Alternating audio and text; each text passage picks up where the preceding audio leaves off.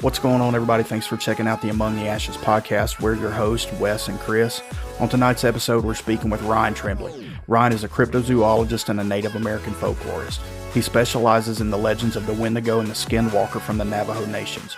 Ryan shares what he believes these things are, and he dives into how he thinks that pop culture has misrepresented these beings. He also shares an interesting story about an encounter he has one night with a hyena-looking creature that he believes to be a dogman. I'm going to put a disclaimer right here. Tonight's episode is not for children or for people that get creeped out easily. Also, as a Christian, I recommend that you stop right here and you pray and you ask Jesus to cover and protect you. The last thing that we want is for something to attach itself to anyone through this podcast or through this episode. With that being said, get ready for a creepy yet interesting look into the Navajo culture, the Wendigo, the Skinwalker, along with some other cryptids mixed in. This is When to Go and When Not to Go, plus Skinwalker Legends with Ryan Tremblay. So we were talking about Skinwalkers. So I got a question there before we move on. So there's a new TV show out that talks about Skinwalker Ranch. Right. So is this is in the area where this would be, I assume? Yeah. Yeah. I mean, there's 4 sacred mountains. There's actually 6, but the 4 of them are the most sacred of the 6. And within those 4, it's Arizona, Colorado, and Utah. So Skinwalker Ranch is well within that vicinity. So do you think that these people are hitting on something, or do you think it's just I mean, obviously it's a money grab, TV. Yeah, I think some of it, I think the earlier events, like, before it became really publicized, were, possibly true. I think a lot of it nowadays is sensationalism. Yeah. Yeah. That's what it's a money grab. You mentioned the name Skinwalker anywhere and people are like flocking to see what you got. I mean, TikTok, Instagram, you hashtag Skinwalker. Everybody's running over there to see what it is. So I do think there's some sensationalism going on there. Even though they really have no clue to what they're opening themselves up to. And and those people that are doing that, I'm just like, you all got to be careful, man. I mean, tampering with Skinwalkers, that's not smart. You got to know what you're doing. You absolutely have to know what you're doing. Well, not only that, but then are you angering the Navajo nation, the Navajo people? You know what I mean? By stepping in their culture. And even though that may be a negative thing in their culture, I would still think that if you are presenting them in some sort of negative light, how much are you stepping on them? And then, what do you get into from there? Right. Well, that brings up what I tell people. I know a lot of ghost hunters that like to go out and they like to try to find Skinwalkers. Okay.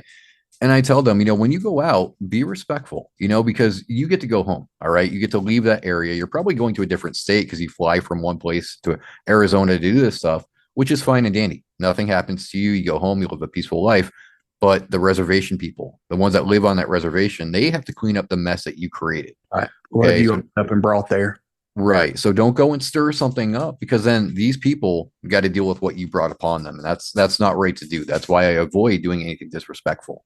Well, not only are you bringing in ignorant human beings that just want to trample all over your land that's already been stolen from you anyway, and that's another topic we can get into another day. But you've got people that were forced into these places, and they've made it their home, whether it's for good or bad. They can how they want to treat it because it's theirs.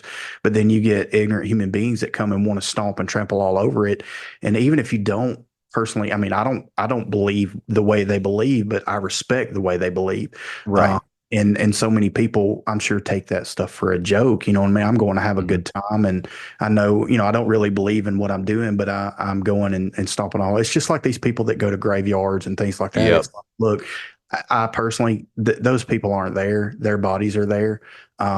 That's like decoration is real big in the South, and for anybody that's listening to this that goes to decoration, please don't be offended by this. Time to me, you know what I mean? My grandfather is buried in a graveyard. I've got a cousin that was like a brother that's buried in a graveyard, but they're not there. I never have to go back there and pay my respects. But when I do, I'm respectful. You know what I mean? I'm not going to go there in hopes of seeing a ghost or a dog man or something crazy like that, just because I want to respect every single person whose life is no longer, but also respect the loved ones of the people that have lost loved ones, So I think the same thing with going to these nations and doing that. You're disrespecting them as a people and what they've worked for. You know what I mean? Yes. And then if skinwalkers are real, or whatever demonic forces may be there, you're inviting them to that place, or stirring them up, and the people have to deal with the mess from that. Yeah. Yeah. I won't go unless I get permission. Like if I have a planned skinwalker investigation, I'll call the tribal police. I'll call people that I know that live there. And if they say no, it's no. I Yeah. won't go and sneak up on the property. I won't sneak in there. If they tell me no, you can't go on this day, then oh well, I don't get to go. That's how you show them the proper respect. I mean, that would be like me going to a non-believer's house and say, I'm going to anoint your house and whatever, and for you to give your life to Christ. Well, as much as I want you to give your life to Christ, if that's not what you want, I can't afford that, and I need to respect that. And at that point, all I can do is pray for you that your eyes and your heart's open. But if I just bust up in your door and say, hey, this is what's happening, you for sure are going to reject Jesus. You know what I'm saying? Yeah, it's going to create that animosity, and that's the last thing you want to do. Yeah. So, Chris, you said you had something happen to you. Yeah. So when you were talking about your skinwalker encounter out in the desert and everything, so when I was younger, I was probably in high school at the time. We went to the movie theater, and when the movie gets out, everybody walks out at the same time. When you got like 100 people in there, it was one of those new movies that just come out. I don't even remember what it was. We were walking out, and as we were walking out, all of a sudden, I felt something come over me, kind of like you did, and my heart started racing real fast. Whoa. And I looked over, and there was a guy sitting at like a bench, like right there, kind of like where you could eat, I guess, in the theater. Yeah. And I looked over at him, and he was just looking at me, and he had this smirk, like this grin on his face. Ooh. So he knew that I knew something wasn't right, but nobody else could get bothered by it. But I panicked, like I freaked out, like I ran out of there. Like after that happened, I don't know what it was. I mean, in my mind, I'm thinking it may have been somebody that might have been oppressed or possessed or something. But like he knew that I knew.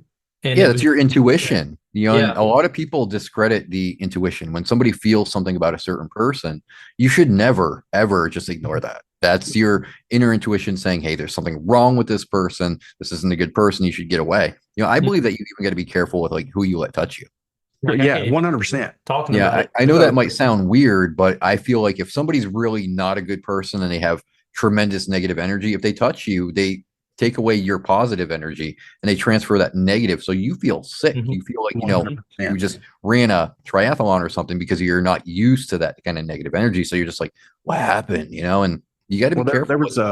There was a movie years ago with Denzel Washington, and the spirit was Azazel. So, and I'm a firm believer that Hollywood, I'll tell the story in just a minute, but a firm believer that Hollywood knows more than we know. And I'm sure they do. Us through movies. That's like the whole Skinwalker Ranch thing. I think they're telling us it's there without telling us it's there. Yeah. It's sold to us as truth, but we still know it's doctored Hollywood stuff. That's and honestly, that's where I think the Dogman comes from, or the werewolf. That's where I think a lot of these spiritual. My personal belief is, in order for now, I do believe there are spirits that are bound to earth, as far as fallen spirits, Nephilim, things like that. But I think that in order for these things to continually stay in this realm and not have to go back to the other side, and people, you get into talks about portals and other dimensions. I don't think that there's other dimensions, as in there's another Wesley in another dimension, but I believe heaven's another dimension, or hell's another dimension. And I believe for these things to be able to stay in our realm, they have to take on some sort of physical form. And that's where I go down the road on Sasquatch and Dogman or whatever, is that it's sort of spirit transforming into an animal. But that movie, I can't remember the name of the movie now, but in that movie, the spirit is Azazel, and it transfers through touch. Yep. Well, Azazel is an actual Nephilim or fallen angel. Yeah. I know what movie you're talking about. I forgot the name too, but remember the guys walking around singing the Rolling Stones "Time Is on My Side." It. Yeah, that's it. And it transfers through touch, and that's where I guess where I'm going with this is that I 100% am on that level too. Is that it is if they're negative, you need to stay away from them, back as far away as you can. So with your thoughts on Bigfoot and stuff, though, I agree with you to an extent. It's a theory I've been pushing forward for a long time, that when people are seeing like dogmen in the urban areas, or like they're seeing the Bigfoot that cloak, or the cryptids that are bulletproof or whatever, I wonder if there is some form of thought form. Okay. So I'm of the mind that there's two different things going on here. There's probably many more, but I think there's two. I think we're seeing the flesh and blood ones, which are those are the ones that will just, run by and not bother anybody. They're not aggressive. But when people have those really violent encounters, I don't think that's the real Bigfoot or the real Dogman. I think those are thought forms, and they, we already think of them negatively. We're already afraid of them. So these thought forms manifest with that negative energy intact. So because we're so afraid of them and everything, we have a predetermined idea of what they're going to do to us. Right. So these thought forms attack these people. And that's why there's no bodies. There's no proof that this actually happens. There's just energy taking the form of what we fear the most. And I can agree with that. That's probably a better way of putting what I think. As far as Sasquatch goes or Bigfoot, I think that there's more possibility that could be out there than a werewolf. You know, right? Well, I mean, I've had my own Dogman encounter. It was a hyena-like thing, and I don't even like to say it was a Dogman, to be quite honest with you, because it wouldn't make sense. Hyenas aren't canines, okay? Yeah. So whatever I saw, it was definitely hyena-like, 100%. Was it a Dogman? Probably not. I don't want to call it a Dogman. Yeah. And that's my thing is, like, I've seen some things in my life that I can't explain, you know what I mean? Mm-hmm. But it's not what it doesn't go the route that other people's thoughts go, you know what I mean? So I teeter forth is the things I've experienced. Most of the things that I've experienced are spiritual. There are some things that are physical that it's like, okay, how does that happen? Could it have happened? Or is my mind playing a trick on me? Or is it, so I naturally go to the spiritual side. I'm open to the other.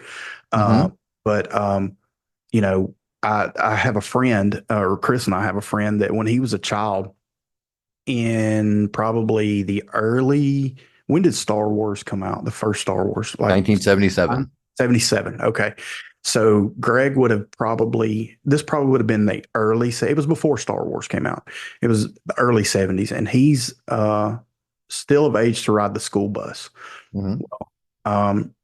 He is in the bed one night, and he said he rolls over and there's this figure in his room, and it's wearing a dark cloak. And when it turned and he saw its face, it was red. It had yellow eyes. He said, Wesley, it was Darth Maul is what I saw, basically. This is way before that come out now. Yeah, he was seeing Darth Maul way before Phantom Menace was even a thing. Right. So, and I'm a Star Wars guy, but either way, so he said this thing is looking at him, and it said, I'm here to take you. Like you never, I'm basically going to end you before you can start. Now, Greg is a phenomenal children's minister, and he had ministered to thousands of kids, and so many kids have come to Christ under him. And Satan has tried to take him out. I mean, he had open heart surgery a few years back, probably a year and a half or so ago now, and he's still got an open wound from it devil has just fought him tooth and nail. But anyway, he said this thing basically tells him he's going to take him out before he can ever do anything for God. And he's a pastor's kid. Well, his dad walks in and flips the light on and said it didn't go anywhere. So it just looked over at his dad and looked back at him. And his dad was like, well, son, I'm going to bed. I love you. Good night. And turned the light out. And said the thing looked back at him and said all he could do was utter Jesus. And said when he said Jesus, it disappeared. Wow. He gets up and goes to the bus stop and said his buddy's sitting there. So they had this little thing. It was like a little covered bench that they sat under waiting on the bus, and said his buddy is white as a sheet, just white. And he's like, man, what's wrong? He said, dude, you wouldn't believe me if I told you. He said, well, no, tell me, what'd you see? He said, there was this being in my room this morning. Like as I was leaving, I got up, I turned around, there he was, dark cloak, red face, yellow eyes. He said it was the same thing that I had seen that night. Well, he had told me that story probably 8 or 10 years ago, and I've got tons of stories like that. But he said, when he told me that story, I was like, man, that is so crazy that it looked like Darth Maul. He said, Wesley, when I watched The Phantom Menace, like I can't watch it. You know what I mean? It makes me, it bothers me. Well, lo and behold, about a month ago, I'm listening to YouTube like I do at work, and this guy comes on and he's sharing his story, and he starts talking about how he thinks Hollywood, naturally Satan works in that realm. And he said that he said before he would have been, this guy was probably in the early 80s or so. He was a preteen, saw Darth Maul, the same thing. You know what I mean? So I say all of and I chase a lot of rabbits, but I say all that to say, I think that a lot of these things, I think the veil is thinning, number one. Mm-hmm. And I think that either Satan takes our deepest, darkest fears and runs with them and creates something, or Mm-hmm. maybe that spirit realm talks to certain people. And I don't want to say Spielberg is a bad person or demon possessed or anything like that. That's not what I'm saying. But I think there's a lot to be said for that. I think we create a lot, and it goes back to the cloaking Bigfoots or Just whatever. to add to that, though, I mean, think about the state of the world right now. It's more negative than it's ever been. I Absolutely. mean, you can't say anything anywhere without somebody coming at you for it. So Absolutely. I think that negative energy, it has to go somewhere. I mean, it's not going to just dissipate. So I think a lot of that negative energy is building up, and that's why we're seeing a lot of this dangerous demonic stuff, because we're so negative. We as a human race, we're not good to each other right now. Right. And we really got to start working on it. We got to start being kinder to each other. We got to start caring about each other again. Absolutely. The fact of the matter is, if you're a Christian and I'm not, that's okay. Mm-hmm.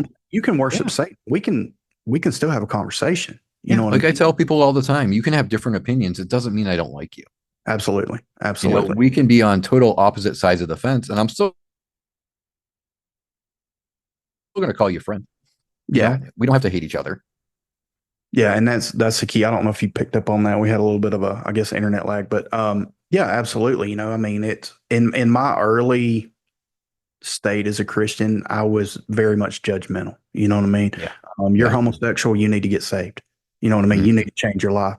Well, now my opinion is I know what the Bible says, but that doesn't mean I can't love you. That doesn't mean, because your sin is no greater than mine. Just because you're a drug addict doesn't mean that you're a horrible person. You got a problem. I can be just as horrible of a person as a Christian as somebody living in the world. Or as a sinner, and if you remove that aspect out of it, out the Christianity side out of it, we just need to be better to one another as people in general.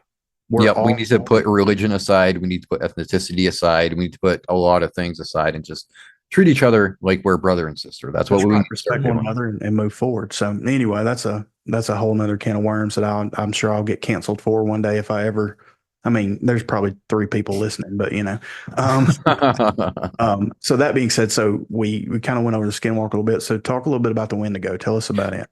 Okay, so before I even start about the Wendigo, I want to put a disclaimer out there. So if anybody listening has any little kids within earshot, put them to bed, because this gets really dark and really gory really fast.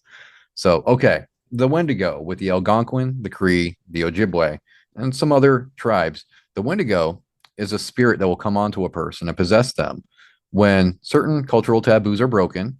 Cannibalism, like I said earlier, is the most prominent. It's the most popular. But they can also become that through greed, or they can get cursed by a shaman. Now, a lot of people will tell you there's no historical evidence for the Wendigo, and that is not true. Okay, in 1888, closer to 1889, in the winter of, there was a Cree hunter and fur trader by the name of Swift Runner. Okay, he was actually living at Fort Saskatchewan with his family. Okay, so he was a hunter, he was a medicine man, he was a father and a husband. Okay, and when you look into his backstory, people will tell you he was really well loved. He was a good father, he was a good husband, a provider. People around the fort really cared for him because he was a nice guy. Well, in that winter, he took his family to his hunting cabin. And about 3 weeks later, he comes back and his wife isn't there and his children aren't there. And they thought that was kind of odd because he always brought them wherever he went. And as he's sitting in the bar, he's telling everybody how he was starving to death while he was on this hunting trip. Weird thing is, though, guys, they noted he didn't look thinner. He looked like he had gained weight. Okay. And so they're kind of wondering, this is strange. If he was starving, how come he doesn't look sickly? How come he doesn't look starved? Well, as he's telling the story, he starts opening up more, and he tells his friends how he murdered his family, how he cannibalized them. The Wendigo made him do it. Okay.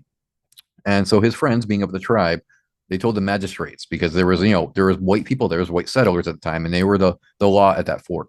So magistrates collected Swift Runner, and they made him take them back to the cabin which he was staying. When they got there, guys, they found his family all right. All right. He had cracked open their skulls to get their brains. He had cracked open their femurs to suck out the marrow. And his youngest son, he hung him from a flagpole with a rope, and he would pull on his feet to make the baby cry and suffocate.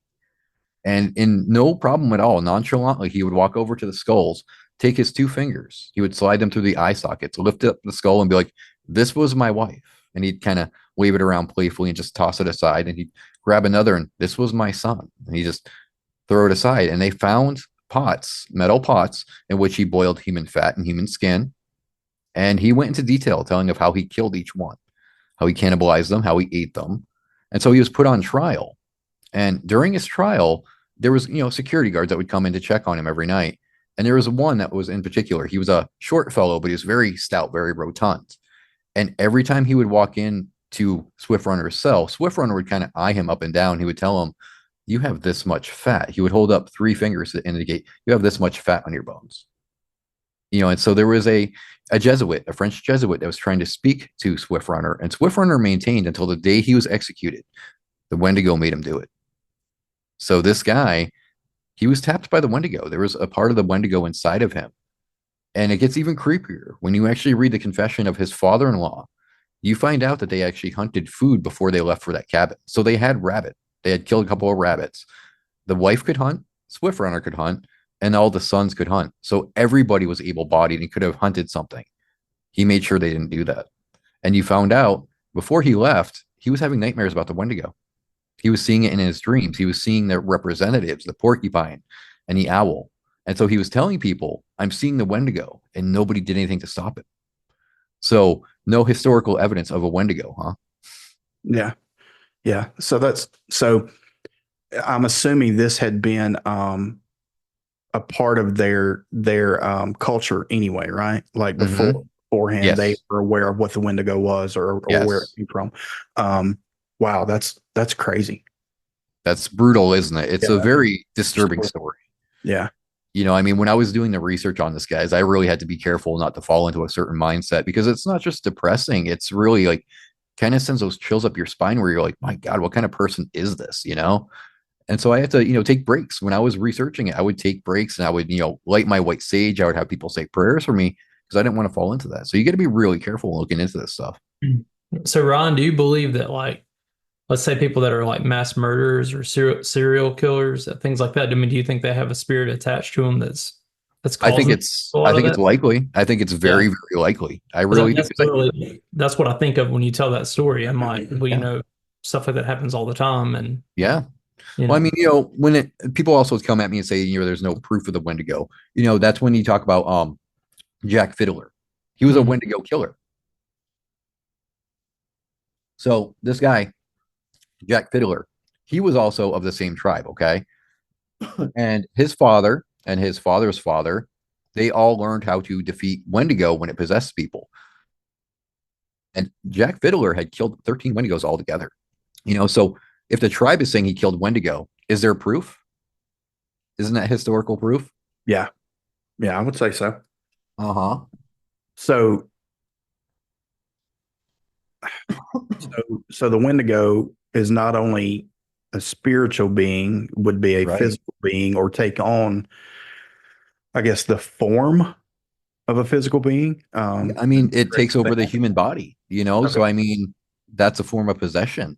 So when it takes over a human, it becomes a physical being, and it's not a cryptid. I see a lot of people arguing that the Wendigo is cryptid. That's where I was going. Are we looking for, the deer coming through the woods with the giant antlers and, like you hear about skinwalkers or the classic skinwalker or Wendigo? That's what you always hear. In my opinion, that's what I've seen and heard, Right. But that's actually very incorrect, because the way that the tribes describe it, it's a very emaciated being with really super pale skin, and the flesh around the lips and the fingertips are chewed off because it's so hungry that it's eating its own skin. And they smell horrible. They smell of death and decay. So where the stag-headed thing came in is misinterpretation. Okay. Algernon Blackwood wrote a book called The Wendigo. And within that book, he drew pictures of a being that was kind of gigantic, and it had branches stemming from its head. Now, he never meant for that to be interpreted as antlers. Okay. But, people, they were just simple at the time, and they thought, oh, it's deer antlers. And then European settlers took and they interwove their own mythologies with the Wendigo lore. So you have like Herne the Hunter, which is a Celtic thing. He's a man who wears a deer head upon his head, of all things. So you have that. And then you got different Nordic things that have antlers, and they all just kind of blended them together. And because it looks cooler, I understand the stag-headed furry thing looks a lot cooler than the actual depiction. That's what people think the Wendigo is. So when you say this guy and his dad or his family, they were killing Wendigos, they're actually taking out human beings who Yeah. are possessed. So what happens to that possesses them at that time? It just moves to the next. That's what I believe. You're solving the problem of the Wendigo in your I guess your tribe or your village, for lack of better terms, but you're taking care of the individual problem there, but Right. you're not taking care of the problem altogether. Yes, that's a good way to look at it, because I kind of view it with the Wendigo that there's two different kinds here. You have a Wendigo, which is the person that becomes, the vessel. But then you have the Wendigo itself, which is that spirit that's always around, especially during the darkest, coldest, bleakest winters. It's always there. You can't see it, but its presence is just kind of looming there. Like it's waiting for somebody to provoke it and to bring it on so it can possess somebody. So it's a representation of death. Yeah, so. absolutely. I guess you could interpret it as the death angel, or if you want to. Yeah. I mean, I guess, you know what I mean? I mean, I guess depending on your culture and where you're at. Right. So let's talk a little bit more about that story. You said how many he killed? 13? 13 of them. Yeah. Yep. And he would come in and he was violent. I mean, he would try the more simpler routes first. Like one of the easiest ways to stop a Wendigo of all things was heated beef tallow. That's beef fat. Mm-hmm. And the reason why they did that is because they believed that the beef fat would melt the ice around the person's heart. That's when you become a Wendigo, your heart is surrounded by ice, and you become, that winter spirit. So they would try beef tallow. Now, if that didn't work, they would try shaking tent ceremonies. That's where they perform, rituals and chants, and they're singing their medicine way to try to make the Wendigo spirit leave you. Well, if that didn't work, Jack Fiddler said, "Okay, I'm just going to beat the holy crap out of you," and he would beat this person until the Wendigo left. Oh, wow. So I'm picturing a White Walker is what I'm picturing. Mm-hmm. I don't even picture that, I mean, but I wonder if any of that's taken from that, but oh, absolutely. It absolutely is. I mean, the Wendigo has seeped into pop culture so much, Wes, that it's almost ridiculous. I mean, Marvel Comics has a Wendigo. How many video games have there been with Wendigo in it? You got Until Dawn, you got Fallout, I mean, Wendigo shows up everywhere. So yeah, I mean, it influenced a lot of different TV shows. Hannibal had a Wendigo. Yeah. Charmed had a Wendigo. So that's how popular this entity has become, that it's seeped into our own culture from Native American culture.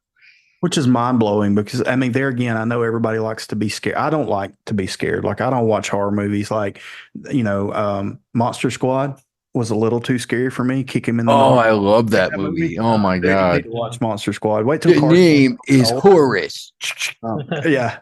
It's, these 4 kids and they're fighting the quintessential vampire, Frankenstein, Wolfman, but one part of the movie is it's a cute movie though, Wes. You don't have nards. Just do it. Wolfman's got nards. Yeah. It's a great movie, great movie from my childhood. But when I was a kid, I was scared of everything. And it's because some things I had seen in my life, but I am fully firm on that fear is the opposite of faith. And why put yourself in a position to feel fear? I know some people like that adrenaline rush. I don't do haunted houses. I don't do scary movies. I'm serious. Yeah. I think I'm crazy compared to you, Wes. Yeah, 100% you are, man. Yeah, 100%, undeniably so. I love to deer hunt, but the sun's coming up and the sun's going down when I'm leaving. You know what I mean? Oh, there you go. Yeah, I mean, when I was writing this Wendigo book, which I'm still working on, I had to conquer one of my own personal fears, and that was watch Pet Sematary. That movie, as a kid, ruined me, man. I had nightmares for weeks or even months after seeing that movie. And knowing that the Wendigo is involved in that movie, I was like, man. So I had to conquer my fear. It wasn't easy. It took me about 6 months to watch that whole movie, and I'm just like, never again. Yeah, see, I could watch Scream, for instance. I know it's not a horror movie, but it's in that genre. I can watch a movie about a murderer and it be as gruesome can be. Mm-hmm. But Freddy Krueger or Jason Voorhees, I'm out. Mm-hmm. I'm not watching. There you go. I've never seen A Nightmare on Elm Street. I've seen one Friday the 13th, and I've seen a couple of the Halloween movies, but for me, Halloween was more of just a serial killer than some sort of spiritual something. Well, let me calm your nerves on Halloween. So the original movie, the guy who played Michael Myers, the Shape, right? His name was Nick Castle. He's a comedian. Have you seen the movie Major Payne? Uh-huh. Yeah. Okay, Major Payne was written by Nick Castle, the guy who played Michael Myers. Really? Yeah. That's So I didn't know that. yeah, Michael Myers was really a comedian. Even though he's stalking Jamie Lee Curtis at every turn, he's actually a comedian who's doing, stand-up comedy. Well, I know I never viewed Bill Shatner the same after I knew that was his face that they used for the mask, you know what I mean? or that they, however they came about it, turned it inside out or whatever. But yeah, I just, I was never into horror movies. And there again, some of it's, I guess, stems from some things I experienced as a kid, but I just don't understand why people want to dive into, I guess because they think it's not real. You know what I mean? I've seen enough spiritual things in my life to know that it very much is real. There again, natural beings in a supernatural world. And, some people don't want to go down the woo of everything. They just make a joke of it. But like, I don't, because I think that it genuinely can, if you're not prepared, you're genuinely opening yourself up to something that you don't need to open yourself up into, if that makes 100%. 100%. Like Ron was saying, I mean, he does it with respect when he goes out and does things. Where when other people are watching these movies, they're doing it out of disrespect. I mean, essentially, poking fun, this and that, and then next thing you know. Well, it's for shock value, for clicks, for views, for money. I don't believe in doing that. That's why, if you notice, I don't, publicize any of my investigations. I don't put them on YouTube. I don't show them on Facebook. Because, it's almost an intimate thing, okay? With my case, the way that the Navajo allowed me to go look on their land, to me, it's like, well, you respected me by saying, yes, you can do it. I'm going to show you that respect by not showing off your land. I'm not going to exploit it. I'm not going to exploit the people. So anything that I see, it's for me to see and nobody else. Well, and that's why I was, I guess, I don't know if you felt that I was timid whenever I asked you to be a part. I was like, man, he's always got, and I was telling Chris, he's always just got something interesting. You know what I mean? And it's, your approach is a lot different, really, probably totally different than most of what I see or what I've experienced in these different. I appreciate that. I will take that compliment. And, I was thinking of different guests, and I was like, well, I've never seen him do an interview. I don't know if he does, and I said, but I'll reach out and see what his take on is. If he says no, he says no, but I love doing interviews, man. I do a lot of them, actually. Believe it or not, I've been on numerous shows, especially the past couple months. I've been so busy with all these different shows. I'm like, oh my goodness, what's going on here? Well, one thing for me was like, I just never see you promote that. So maybe I'm not looking for it either. You know what I mean? I'm pretty humble, Wes. I don't like to, I don't want people to think I'm in this for the money or whatever, because I'm really not. I'm really, really not. I'm in it for, the learning experience, for, meeting people like you guys, and to get my books and stuff out there. I'm not in it for the money, man. This is all a big learning experience for me. Right. And this is definitely, I guess if you had to pick a genre for us to be in, this is definitely not what our show has been about so far, but it's okay. I've got a few other people that are coming. You say that it's not, but really it does tie in. I mean, yeah, it does. It does. It ties in spiritually, I mean, for sure. Because he was talking about earlier, be careful who you touch, if they've got a negative spirit on them. Well, the same goes for anybody that you're talking to who's negative. If you're around negativity, you're going to be negative. I mean, for sure. It's just going to happen. For sure, 100%. I definitely think it still falls in. It's just, I agree. Look at it. Chris needs better friends because I'm negged out all the time.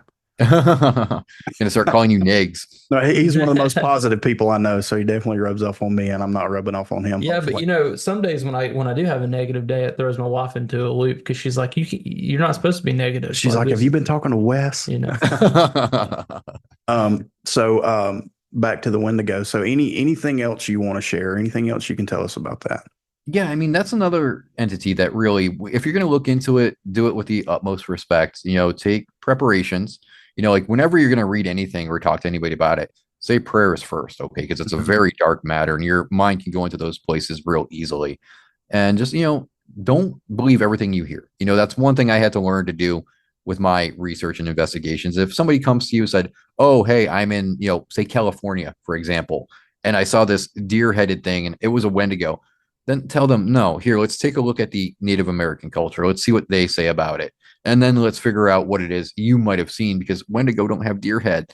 And, that's actually another one of my missions there too, Wes, is to stop with that deer-headed Wendigo and start showing people what it really looks like so that the tribes aren't going, stupid people, Well, it's funny you say that. Like, so when we ended just a minute ago, I told Chris, I was like, we probably should have prayed before this. Nothing towards you by any means, but it's like, let's Mhm. stop just a minute and let's pray about this. So we did, and and I would definitely preface anybody before you look into anything. I don't care what it is. If it's getting in the woo, you definitely should Yeah. be up. Whatever you believe in. My personal belief is you need to talk to Jesus. That's my thing. But if you believe in lighting sage or you believe in Mhm. whatever, you know what I mean? Whatever you feel like brings you protection, I would say do that. And when it doesn't work, then call on Jesus. But but yeah, I mean, don't just dive into something No. just because you think it's cool and fun. You know what I mean? Because somewhere down Right. the line, there are people out there, as in the Native Americans, the Navajo, that take this very seriously. Mhm. And not only are you opening yourself up, but you may be opening them up, Yeah. doing so. It's like I say, know before you go. And I don't mean that just in a physical aspect. Like, don't just know the area you're going to, know exactly what it is you're dealing with. I mean, Wendigo, skinwalkers, they're not cryptids. Okay. They're not something that you're going to go out and, leave food for and it's to become your buddy. It's not like the Bigfoot stories you hear. This is actually the polar opposite, I would say. In my opinion, it's a complete and total opposite of Bigfoot, because you hear the pleasant interactions with Bigfoot, you hear the habituating, you hear the people seeing them and no harm comes to them.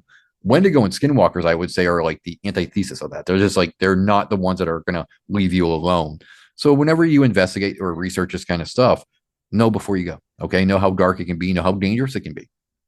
Well, I would say that even with Sasquatch and Bigfoot, I mean, in my opinion, the people that are going out and trying to habituate, and I know, I mean, you take the gorillas, Jane Goodall and all those people, and you see the documentaries now where the people are actually, it's like, man, are they really that close? Yeah, Yeah. they're legit that close. I mean, they're within, I'm sure their cameras are great, but they're within 50 yards or closer to these chimpanzees, Yes. these gorillas. And the only reason they can do that is because people have went there years and years and years and never threatened Yeah. them. But the full reality of it is that mug will pull your arms off and beat you to death with them. You know, Absolutely. better Yeah. be When I ready. worked at the zoo in Tucson, I volunteered at the zoo for a while. They used to tell me all the time, do not make contact with the gorillas. Do not stare any of the apes into the eyes. Because if Yeah. you do, he's going to take it as a threat and a challenge. He's going to come at you. And even a monkey, a chimpanzee, Yeah. can really do some severe damage to you. Yeah, well, they pull your face off. They did that one lady, and it Yeah. lived with her. You know what I mean? Slept into bed with her every night and pulled her face off. Yeah. I mean, you know Did what you I'm hear saying? the theory behind that? Why it did it? No, Because she changed her hairstyle. So change. because her hairstyle was different, the chimp didn't recognize her, so it went off. Wow, It's that's crazy. crazy, isn't it? And these people, especially Floridians, like I love Florida and it's amazing, but like those mugs are crazy. Like, when you hear the Yes. term Florida man, like, and I follow several of them and they're entertaining but freaking you're kissing king cobras. There's two people I follow in general and they're great. They're hilarious. I love them. One of them's a tattoo artist. He's an amazing tattoo artist. The other guy is one of his buddies, and I'm not going to call their names, but they have venomous snakes and crocodiles and alligators and they both have a king cobra and they go in there and I know they're around those animals every single day and they interact with them every day and they'll tell you really quickly, look, these are wild creatures. They could Yep. kill me at any moment. And that's Yep. what I'm passionate about. But it's like, bro, I don't know that I'm that passionate about anything. Yeah. Yeah, no. You can kill me, you know what I mean? Yeah, you can take the beast out of the wild, but you can't take the wild out of the beast. Absolutely. I've got a 27-pound French bulldog, but I know at any moment if she ever locked onto me, I'm in trouble. You know what I Yeah, mean? same with my dog Duke. I mean, he's harmless for the most part, but if he ever went rogue on me, I'd be in a lot of trouble. We had a bull one time growing up and a big old Brahma bull. And, I'm 6'2", and his hump, his hump was probably, I could look his hump. Like if we were looking in the eyes, we're looking at one another. His hump's just Whoa. timeless. He was huge, had these big, massive horns. And my stepdad was always like, look, he's gentle, but don't get in there with him. And, Right. he'd come up to the gate, come up to the fence. You could pet that mug all day long and he wouldn't have meant to hurt you. But when he's, nudging you, whatever, he throw you across the no questions asked. You know what I mean? And Yeah. it's one of those things. He's still a wild animal. I tell people all the time, I'm not riding anything that's got a mind of its own. I'm not getting on No. a horse or, and as much as my dog knows I'm the master, at the end of the day, that dog would do a lot more damage to me than I want it to. You know what I mean? Yep. Chihuahuas, they're the most fierce creatures in the world, if you ask me. They're little jerks, man. Chihuahuas are just they like are, aggressive as can be. That and Pomeranians. My sister-in-law had a Pomeranian one time, and I hated that dog, man. And that mug, she was out on a date one night, and I'm laying on their couch asleep, and she comes home, and that friggin' dog jumps up on my chest and pees right all over my chest and jumped up and kept being huffed. And I chased that dog around, but she knew. You know what I mean? She knew what she could do, what she could get away with, and I couldn't do anything because my sister-in-law would save her, Yeah. But even if she got a hold of you, she'd tear your ankles up for sure. Well, fun fact, just so anybody that's listening, if you ride a horse and you're drinking, you can still get a DUI. Really? Yeah, even though the horse has a mind of its own and you can't control it, you can still get a DUI. Is that just in Alabama? Is that in every I don't state? know, but my boss, he rides horses all the time, and that's what he loves to do. And one day he was in a DUI class, and the cop was like, "Hey, what are you not DUI? Sorry, traffic violation class." But they were talking about DUIs, and the cop was like, "Hey, what do you think that you couldn't get a DUI on?" Well, he was like, "A horse, because you're not driving the horse. The horse has got its own mind." He said, "Nope, we can give you a DUI for that." Yeah, he said the only thing you can't get a DUI on is like a wheelchair that's a manual wheelchair that doesn't have a motor on it. Wow. So, well, I learned something new today. Well, yeah, it's crazy. Here's another fun fact. If you're ever in Alabama, don't put an ice cream cone in your back pocket because it's against the law. It is. I don't know why, yeah. but good old state of Alabama, that's a law here. Really? Yeah. Something about a trash Yes. too. I think you can't sit on top of a trash can on Sundays or something like that. Yeah. It's old school laws. They never still on the books. Mind blown by these weird laws, fellas. That's right. Alabama's weird anyway. So. Yeah. Hey, let's murderers and the right. Well, I can't say that word. Let's not catch the murderers and the people who do children and women wrong. But let's arrest you for having an ice cream cone in your back pocket. I think it's also something about walking backwards or something. Yeah, it's something crazy. The rule of thumb: you can't beat your wife with anything bigger than a thumb on Sundays. Anyway. What? Oh my gosh. Switching gears, man. So you say you've had a dogman encounter. Yes. Yeah. It happened about maybe going on 3 years now. A buddy of mine and his wife, they were going on vacation and they asked me to house sit for them. So I decided to be that good friend. I was like, yeah, sure, man, I can do that for you. So what I did is I had a schedule. I would go early in the morning, then I'd go in the afternoon, then I'd go in the evening. Then my last time that I would go would be about midnight. Okay. So on this particular night, it was not a full moon. It was just a really dark night, kind of cold. I'm walking up about midnight, and as I'm walking up his driveway, you have to go to the side of his house to get to his backyard. And I always check the backyard and make sure there's nobody in there. I'm walking up there and I hear these coyotes going absolutely berserk. Like they sound like they're nervous. I grew up around coyotes, so I know what they sound like, but these things were yipping and they did not sound happy. Kind of dismissed it at first until I actually got into the back gate. And suddenly I smelled like feces and urine and rotted meat all together at one time. And I'm just like, oh man, something died in this guy's backyard. But then I hear noises like something's moving very close by. And, I'm only 5'10" and a half. So when there's something moving out in the dark, I'm going to puff up like that little puffer fish and make myself look bigger than I really am. And I'm like, hey. And for a minute, it's quiet, and nothing else. So I move forward a little bit, but then I hear the movement again. Okay. And so I'm going, okay, there's somebody in this backyard. I'm going to have to go medieval on this guy. But before I do it, let's try again. So I puffed up again and hey, this time it wasn't silence. This time it was met by this really, really deep growl. When I say deep, fellas, I mean, I meant that growl went through my bones. I could feel it in my chest, like it was shaking my organs. Okay. And I'm just like, whoa, what is this? And I thought maybe mountain lion, maybe bear. But then logic kicked in. We don't have bear in the town that I lived in. We did have mountain lion though. So I keep going forward, and how when you're looking at shadows and something's hiding in a shadow, you can still see it moving. Mm-hmm. Okay, so that's what I was seeing. I was seeing something in shadow kind of moving. It was like very random movements. It wasn't like moving side to side. It was just kind of like twisting and kind of ducking and everything because maybe it sensed that I saw it. Well, as I get to the very backyard, the security lights kick on. Okay, he had security lights in the back, and when the security lights kicked on, I am looking at a hyena. Like I see the face, I see the eyes, I see the ears and the body. Looks just like a hyena. All right. And the eyes are shining like an amber yellow. And I stop in place and I'm like, what the heck am I looking at? I couldn't even move. Like I wanted to run, but my brain's going, no, you got to stand still. If this is a predator, you run, you become prey. So I'm just standing there rooted in place and this thing sees me. I can see that it sees me. It's looking right at me. And I'm trying to divert my eyes from it so I don't stare right in its eyes. But it leans up, it stands up, and I can hear a loud pop. as it stands up. So now this hyena, which was on all fours, is now on 2 legs. Okay. And it's staring at me for a minute. I can see its head moving side to side. Its ears are going up and down. And it suddenly charges forward. It charges forward maybe about 5 feet. Okay. It just stops on a dime. It doesn't move for a minute. It's just staring at me. I'm staring at it. And I know it sees me. I know at this point, I can't hide because it knows I'm there. And it's still, its head is going side to side. I can see it sniffing the air. Its upper lips are going up and down. And I'm just going, oh God, I'm going to die. I'm going to die. I don't know what this is. And I don't know how much time passed. It felt like maybe, an hour, but it was probably like 2 minutes. Finally, it stands up again and it starts to turn away. And before it turns completely away, it kind of looks at me over its shoulder. Then I see it, it's going down, it's going downhill, it's going into the riverbed.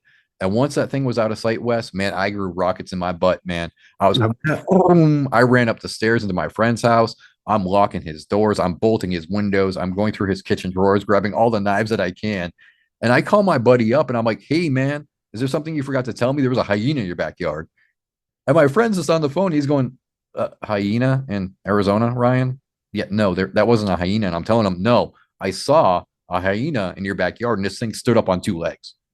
So he comes home with his wife and we wait till morning because I'm not going back out there again. I told him, I'm not going outside. You can go outside if you want to. I'm not going outside. There was a hyena out there. And in the morning, we go and check and you can see the scuff marks where this thing was standing. You can see where it had run and stopped abruptly. So there was something in my friend's backyard. So how big do you think it was? When he stood up, he was probably about 6.5 feet tall. That's bigger than me. So I wasn't going to tangle with it because I'm, like I said, 5'10", 6.5 feet tall is a lot taller than I am. So I'm just like, yeah, nope. Sure. How much do you think it weighed?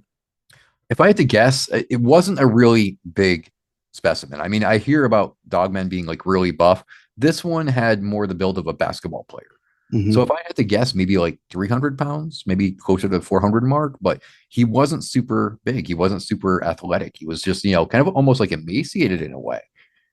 See, I'm not, and there again, I'm not good with weights and I mean heights. I'm pretty good with. I've listened to several stories on Dogman, and you get into this thing was 600 pounds, but it was 10 feet tall, and it's like right. Math don't math. Yeah, and he wasn't really. He wasn't really built. I mean, I hear all these stories all the time of how these dogmen have like Arnold Schwarzenegger or Lou Ferrigno builds. Yeah. Well, that's one thing. Like if you take the biggest man in the world, and he's 7 feet tall, he might weigh 400 pounds. Yeah. 10 feet tall, 1,000 pound, like the math don't math to me there. I mean, you take right. Look how big a horse is and how much it weighs, so it's right. You're either way off underestimating the weight or it's way over what you think it is. And I know the mind plays a lot of tricks on you whenever you see things. Whenever I was a kid, we were coming home one night. I could call my mom and sister. They'd tell you the same story. We're sitting, matter of fact, in Old Dora. Mm-hmm. There was a red light there, and we just dropped my cousins off after church. I was 13, and we're sitting there and at a red light, and I just happen to glance over out of the left side of the car, and I see this triangle object, and it's coming across the sky, and it's just above the trees. But just above the trees, it was as big around as a basketball. So it was huge. You know what I mean? Because it's pretty. And I say just above the trees. It looked like it was just above the trees, but it right. It might have been higher, but it was a big object, and it's shaped like a triangle. Whoa! It's got 3 lights, on each corner, and they're white. And there's a red light in the middle that's strobing on and off. Well, we're watching, and it comes floating across really slow, and it just never made a noise. I could see the wind from it, or the trees blowing from the wind from whatever it was, or maybe the wind was just blowing, and I'm equating it to that. But either way, it comes across, and it floats over by Boyd's school. Mm-hmm. You know where I'm talking about, where that light is there in Old Dora, Chris? Mm-hmm. Or where it used to be. I think there's a Dollar General now. Mining Museum, where the Mining Museum is. Anyway, so we're in that sharp curve. There was a red light there. So we're sitting there, and it floats over to T.S. Boyd's school, which is probably half a mile. Yeah, probably. Mm-hmm. So we watched it from there, and it gets over to where the school is, and this beam comes down out of it about halfway down, shoots right back up. And I remember going, whoa. And I looked over at my mom. Did you see that? And as I turned, it was gone. Just wow. Shot off, gone from standing still to gone. we get home and I'm hungry. Mom, what are we eating for dinner? And she was like, well, it's 9:15, 9:30. It's too late to eat. Just go grab a snack. Well, when we dropped my cousins off, it was about 8 o'clock. So when we seen that, it might have been 10 after 8, and it was about a 15-minute drive home. So there's 30, 45 minutes there that are unaccounted for. Whoa. Wow. But it seemed like to me, I can remember the red light going from red to green, back to yellow, back to red, to green, to yellow, to red one more time. And then it's like it was gone. But there's 30 to 45 minutes there that none of us can account for. Don't know what happened, what it was, where it went. Maybe it was later. I know it wasn't. I'm playing devil's advocate here because I remember seeing the clock when we dropped my cousins off on the car. Okay. But it's hard for me to say just how big that object was or even what it was, which I know now in the advent of whatever this new stealth TR something that the military has. I was sharing with my aunt about it, and she said there was a guy that actually goes to church out here that used to fly with the military, and he flew one of those he would fly from Miami to Georgia back to Miami in a triangle, but it crossed over Walker County because he lived in Walker County. And apparently there were two of them, and one of them was a drone flown. He flew both of them, basically. Wherever it flew, they flew together. And dude, this was in the early 90s. Wow. 90, 91, 92 to have that technology. Now, I'm not saying that is what I saw, but I 100% know whatever we saw. Like if you Google search triangle UFO, that's what we saw, and my mom and sister can tell you the same thing. But I had I didn't know if I was going to throw up or crap my pants. You know what I mean? Like, yeah, I know that feeling very well. Yeah. 13-year-old kid, you're trying to process it. My mom doesn't know what it is, and I've had several different instances in my life of just weird things. Some I share, some I don't, but yeah, I totally get what you're saying whenever you say, I don't know what I'm looking at, but I don't want to investigate, Yeah, that's why I hate committing to the term dogman because, like I said earlier, it doesn't make sense because hyenas aren't canines. They have more in common with like felines and weasels than they do dogs. Right. So what was this? Was this like maybe a relic throwback of some kind of hyena or, I don't know. I honestly don't know. I don't know why a hyena would grow to be bipedal in any way. That doesn't make any sense scientifically, but I know a lot of people have seen the hyena types, so there's something to it. There is something to what I had seen, so I don't feel so crazy because I know other people that have seen it. Sure. And I've heard different people talk about that as well. So you said it made a pop. You associate that as the same pop and noise other people talk about? Yes. Yes. And I kind of theorize it's one of two things. It's either their hips, moving into a different position so they can stand on two legs, or it's their feet. Their feet are cracking from the sudden shift of weight. So, until I actually shake hands with a dog, man, I'm not going to really be able to ask them, but they're just scientific theories that I have. Sure. Okay. Any Sasquatch encounters or Bigfoot, or have you ever looked or? There's a possible one actually, because I do a lot of Bigfoot investigations here in Arizona. We have the Mogollon Rim and we have the Mogollon Monster, which is Arizona's Bigfoot. And one time I was actually out with a paranormal buddy. I met him on YouTube and we knew each other for a couple of years, and he came out to Arizona to meet me and he wanted to go on an investigation. So we went, and it was late. I think it was about maybe 1 or 2 in the morning, and it was super dark where we were at. We had our flashlights and he had his pit bull. It was a very, very big pit bull, wasn't afraid of much. And we were in this on this cliff that had tons of trees around it. You couldn't see the city lights at all. And I got the idea that, we're out here, let's do some Bigfoot calls. Let's see if we can bring anything in. And so I was playing the Ohio Howl. I don't know if you guys have heard that yet. Yeah, I know what it is. I'm familiar. Okay, so I would play that. I was doing it on intervals. Like I'd play the one whole session of the howl. I'd stop, wait about 2, maybe 3 minutes, try again. Then next time would be, wait 5 minutes, see what happens. On the third attempt, like his dog starts acting very jittery. She starts whining. She starts walking in circles, and her ears are down, her tail's between her legs. And I'm like, that's kind of weird. I don't know what's causing that. And from behind, maybe about 30, 40 feet away, I hear a whoop, whoop. And so we were looking around, I'm like, whoa. And I thought maybe, somebody was out here messing with us, or it was a coyote or something. We didn't see anything. There was no movement, nothing like that. And then we hear that whooping from a different area. So it had moved from behind us to in front of us. We hear like whoop, whoop. Then we hear this like rhythmic clapping. It's like, and that's when we looked in front of us. We got to a certain area with our lights. We saw eye shine that was maybe about 8 feet tall, maybe more like 7. Right, it's 7 feet tall. We see these eyes looking right at us, and as our lights hit it, it ducked down behind some trees real quick. Wow. And I'm sitting there, I'm going, "Oh, is this a Bigfoot?" And so we played the howl again, and this time it responded with these really deep. So it didn't like what we were doing. So we started moving out, and as we're going down the hill into the valley, we can hear it behind us. We can hear it just tearing up trees as it's moving. We hear them pulling them up, kicking rocks at us. And we get down into a valley because, the place we were at goes down like this. And there's a valley right here. So you have the mountain walls on this side. And as we're walking this way, we can hear it following us along the cliff. And it's throwing rocks down at us as we're moving. And it didn't stop until we got out to his truck. And even as we got into his truck, we heard one last whoop, whoop, as it was moving away. So I think that was a possible Bigfoot encounter. And whatever it was didn't want you there for sure. Yeah, no, we made it angry. I think, thinking back at it, the Ohio howl, we don't know what it was saying. Yeah. Okay, if that's a real howl, we have no idea what that particular individual was communicating. So maybe in a way we're kind of talking trash to a Bigfoot that was passing by.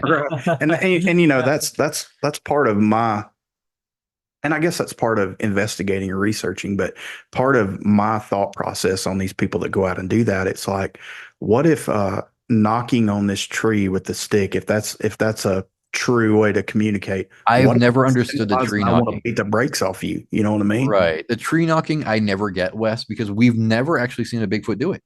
We have never seen a Bigfoot pick up a branch or something like that and smack a tree. My theory on that is maybe it's a mouth pop that they do, or maybe they're clapping their chest or maybe their hands, but it's not tree knocking. I think when you do that, it's almost like you're talking trash to that Bigfoot. So gorilla. The Bigfoot hears you do it and he sees you do it, and that Bigfoot's like, "So you've chosen death." Yes, that's exactly right. I mean, think about a gorilla. They beat their chest. It sounds a lot like wood beating on a tree. Yes. And if I'm not mistaken, isn't that a sign of dominance or a sign of, hey, here I am? Yeah, So, and the smell too. I mean, that's something that a lot of people don't take into consideration with Bigfoot encounters. You know how a lot of people report a really putrid smell with Bigfoot? Mm-hmm. Well, with mountain gorillas, like you said, not only do they knock their chest, mountain gorillas have a gland underneath their arms that when they feel threatened, they open that gland and it stinks horribly. That's meant to keep other males away or intruders away from their turf. So if Bigfoot's doing that, it's like, that doesn't mean he's happy to see you. Right. If you're smelling that, that's Bigfoot's way of going, "Hey, get the hell out of here." Yeah, that's get away from me. Right. Yeah, that's him telling, "Get the hell out of here. Go away. I don't like you. Leave. Go." Right. So, and that's one thing that's always blown my mind just about listening to these so-called researchers or quote unquote researchers is you're going out there and you're playing these sounds. And I know you're trying to get something on some sort of evidence. And even if it is I mean, evidence of any kind, even if it is aggression, it's evidence. You know what I'm saying? Right. But like, it just blows my mind. It's like, I'm not going to go up to, whoever, MMA fighter and be like, "Hey man, you suck at fighting." You know what I'm saying? Like, go up to Brock Lesnar and say that. Oh boy. Right. I mean, it's just kind of insane. So, but there again, I do understand your research and you're trying to do something, and until we, I guess, discover a clan of Sasquatch, we don't know, calls, though. I won't use calls. I won't use like the Ohio howl anymore because I got this recurring joke with my friend that, whenever we use a call, I could get a Bigfoot coming up to me going, "What'd you say about my mama?" I don't want to be in that position. So, or tell you, "Hey, you got a pretty mouth." You know what I mean? You got a pretty mouth. I mean, it could go south. And I mean, as a deer hunter, and I know what calls are, "Hey, bring it in because this is a lady," or, "Hey, come in because I'm challenging you." And it's like I don't know. It's almost like a lot of these researchers turn their brains off and say, "Hey, let's just." They do. I think they do. I think they're so desperate to get to be that one that discovers Bigfoot that logic goes out the window.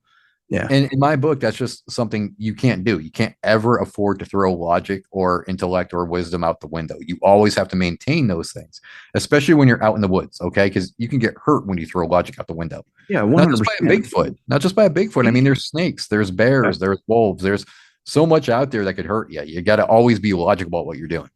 Well, if I go out here and I call you in, and I see you and I know you're there, but you kill me, I can't tell anybody about that. You know what I mean? Right. Right. You know, Exactly. if you end my existence, I can't tell anybody, you know. And but there again, I do understand using what they quote unquote know or what they quote unquote think works. It's just kind of mind blowing to me. It is to me too. And I'm part of that field, but it still boggles my mind at times. You know, I'm like, I don't understand why you guys do some of this stuff, but okay. Yeah. Better than you than me, I guess. Yeah. Well, I mean, I would say you're probably the first person I've ever had a conversation with that actually goes out into the field and does any kind of research. So I've never been able to ask that question on why, but it's just kind of mind blowing to me sometimes that people do that. You know what I mean? Yeah. I've had people ask me if I'll use like the Aztec death whistle to call in the skinwalkers. And I'm like, no, why would I want to call one in? Right. Right. I don't want it anywhere near me. That's for sure. Right. Yeah. What am I supposed to do? Be like, oh, well, I just want to shake your hand and say, hi, I'm glad you exist. Yeah. No. Please don't eat me. You've given life to my book. Please don't eat me. You know what I mean? Yeah, right. I mean, with my luck, the skinwalkers and look at me and be like, so you really wanted to have a bad day today, huh? Yeah. You really want to know what this is about? Let's talk. Yeah. Not really, no. No, I don't. I don't. I just want to keep doing what I'm doing. Right. Well, all right. Well, any other topics, any other things you're into that we haven't discussed? No, that's about it. I mean, that's my main areas for now. For now, I will emphasize for now. So, because I'm always studying Native American lore. Okay, so I'm bound to look into so many other things, and when I do, I'm going to start sharing that information. Sure. Well, cool, man. Well, I don't want to take up a whole lot more of your time, Chris. You got any more questions or any input? No, I'm good. Thanks, Ron, for being on here today, man. Oh, my pleasure. Definitely an interesting topic. I mean, I don't know. I don't know how many people are. Well, there's a lot of people that are open to it, but like for me, it's interesting. You know what I mean? I'm not one to think that we're the only thing that God created out there. You know what I mean? Right. And I know there's been plenty of things that have been discovered just in the last 100 years that we thought didn't exist as well. You know, but I'm definitely not going looking for it. Yeah. No, I mean, leave that to me. Leave that to me.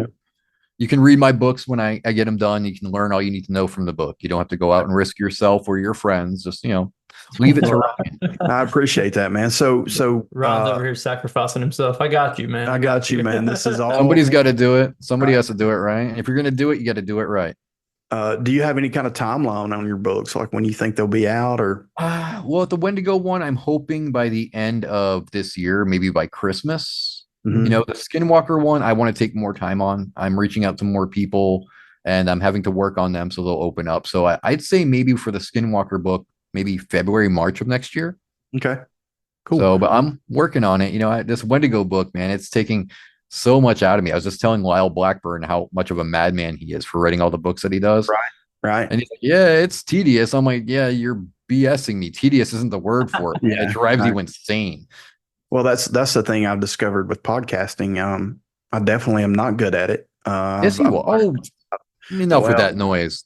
Stop that noise. And it's definitely there's a lot more to it than just grabbing a microphone and going. You know what I mean? I'm learning that too with my book, man. I mean, it's funny. I think I'm too much of a perfectionist for my own good. Because I got all these notes on the Wendigo, and I'll be writing my book like, oh, I got that finished, and I'll look at my note and be like, I forgot that part, and I got to go back and start writing it again.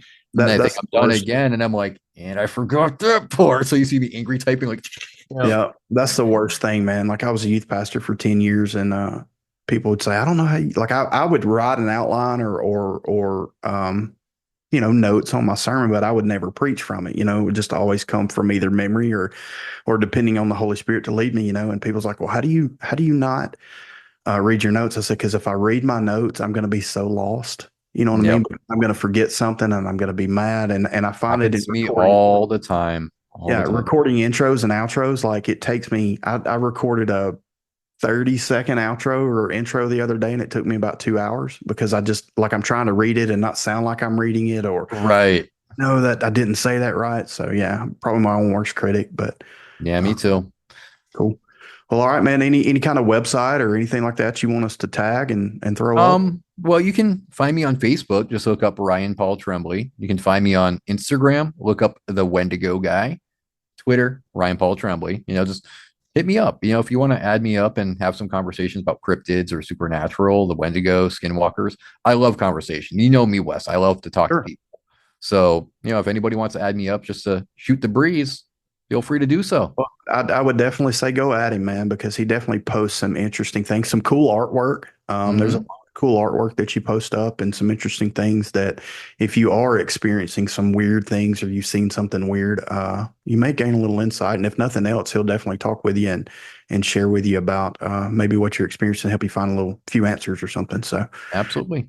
Well, all right, brother. We appreciate your time, man. If anything interesting happens to you, let us know. You want to come back? Absolutely. Back on anytime, and you get your book done. Let me know. We'll post it in the pin section so people can find it and all that good junk. Right. Appreciate you guys. Right, yeah, man. Thank you very much. And have a good week, man. We appreciate you, brother. You too. Take it easy, guys. See you, man. Bye. Bye.